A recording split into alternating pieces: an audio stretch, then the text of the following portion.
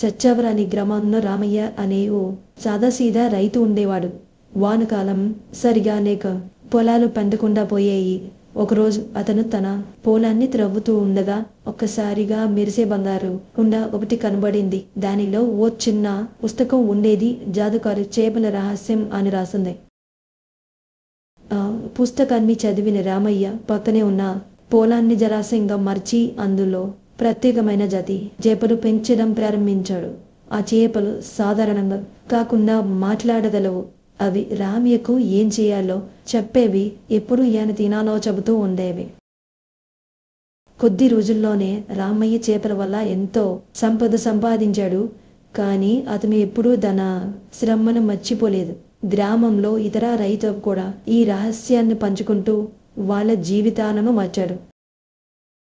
ఒకరోజు ఆ చేపల్లో పెద్దదైన ఒకటి రామయ్యకి చెప్పింది, నీ మంచితనానికి ఇది ఫలితం. ఈ చేపల రూపంలో మేము దేవతలము. నీవు మాకు సహాయం చేసినందుకు నీ జీవితాన్ని సుఖ సంతోషాలతో నింపుతాం. అప్పటి నుండి రామయ్య జీవితంలో వెలుగు వెల్లివిరిసింది. అతని కథ గ్రామం పొలిమేరలు దాటి ఇతర గ్రామాలకు వ్యాపించి